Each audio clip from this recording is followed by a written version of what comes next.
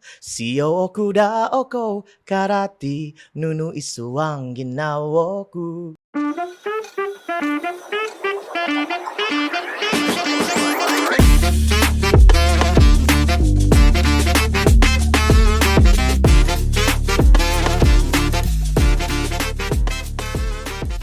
Assalamualaikum, salam sejahtera dan salam Malaysia Madani. Berjumpa lagi kita di Studio 9 dalam podcast Masuk Dulu, di mana kami akan mengupas isu-isu yang dekat dengan hati netizen sekalian. Bersama kita pada hari ini adalah Tuan Jeris, seorang pensyarah daripada Fakulti Perubatan dan Sains Kesihatan UMS. Beliau akan berkongsi tentang cara beliau mencapai balance antara bakat dan kerja. Selamat datang ke Studio 9. Boleh Tuan perkenalkan diri? Ya, terima kasih atas jemputan ini dan peluang ini.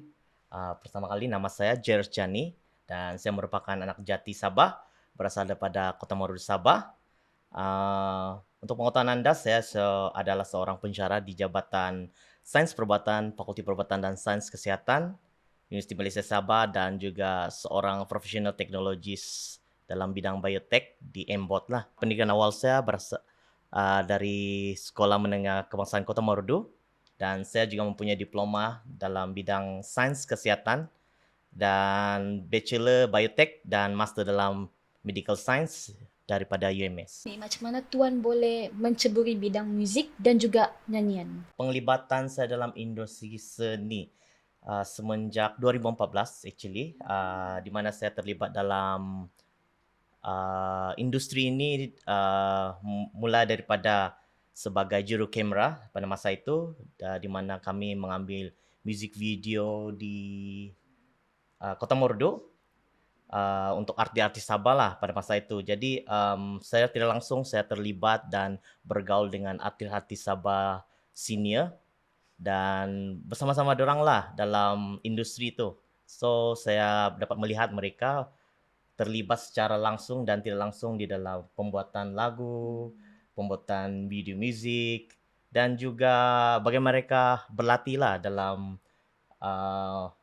delivery untuk persembahan. Dari tahun 2019, di mana single pertama saya sebenarnya telah dicipta oleh salah satu juga pensyarah kita di ASKIP, yaitu Ince Elvin, dengan lagu yang bertajuk Hitino Pirbaanto, atau dalam Malaysianya Inilah Pertemuan Kita. Beliau juga sebenarnya adalah pencipta bagi lagu 3 dekad, lagu 30 UMS lah. Macam mana Tuan boleh agihkan masa di antara bakat Tuan dalam menulis composing lagu dengan kerjaya Tuan sekarang? Untuk buat lagu ni sebenarnya adalah hobi saya sebenarnya. So, hobi saya, dan jika saya ada masa yang terluang, saya ada masa yang macam santai, dan saya mulalah buat satu lagu untuk diri saya sendiri sebenarnya. Namun apabila saya rasa macam perlu untuk kasih keluar tu lagu, saya akan rearrangement ataupun buat semula demo yang saya buat untuk jadikan lebih baik, dan proses-proses mixing dan mastering itulah. So untuk pembahagian masa sebenarnya tidak mengganggu sebenarnya. Setakat ni sudah berapa buah lagu yang berjaya Tuan terbitkan? Untuk setakat ni sebenarnya saya sudah cipta lebih kurang 30 buah lagu. Lebih kurang 20 lagu itu dalam bahasa ibunda saya, Dusun, dan selebihnya dalam bahasa Malaysia lah. Setakat ni ada 30 buah lagu kan? Ya. Sebahagian daripada bahasa ibunda Tuan, sebahagian lagi dalam bahasa Melayu. Betul. Jadi boleh Tuan kongsikan antara yang Tuan masih ingat, lagu yang Tuan yang pernah dirilis dalam stesen radio? Okey, lagu yang pernah dirilis dalam stesen.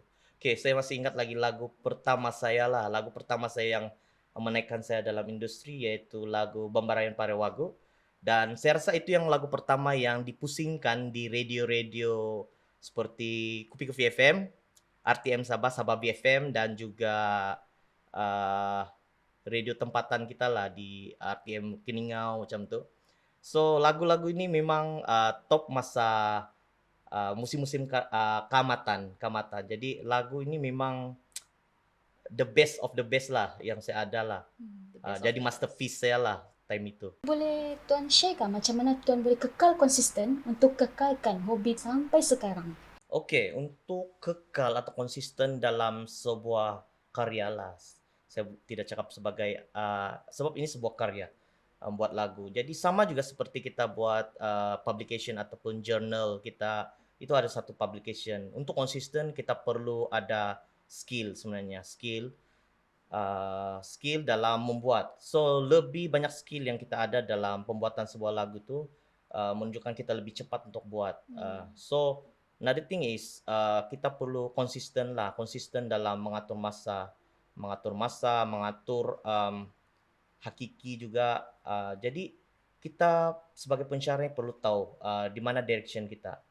So, kalau contoh seperti saya, kalau saya petang-petang macam tu, jika saya tidak apa-apa mau buat untuk, akademik ataupun sebagai pensyarah, saya mulalah di depan komputer ataupun di depan keyboard ataupun, saya punya music studio untuk, main-mainkan lagulah, main-main lagu dan mencipta sebuah lirik ataupun juga melodi barulah. Hmm. Ya. Bila bercerita tentang mencipta lirik ataupun melodi yang baru ni, apakah muse?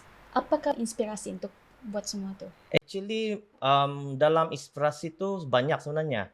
Kalau saya banyak terinspirasi daripada jiran kita di sebelah, Indonesia lah. So, mereka punya genre ataupun cara berfikir mereka a bit different kalau dalam bidang musik, dan kalau kita tengok sekarang ini, industri mereka lebih mantap lah. Jadi, saya dapat inspirasi daripada mereka untuk menggabungkan antara new genre dengan, genre yang barulah. Jadi, saya lebih macam lebih rasa dipengaruhi oleh aktiviti muzik seni di Endon macam itulah. Okey, kita berhenti seketika. Kembali lagi kita selepas ini.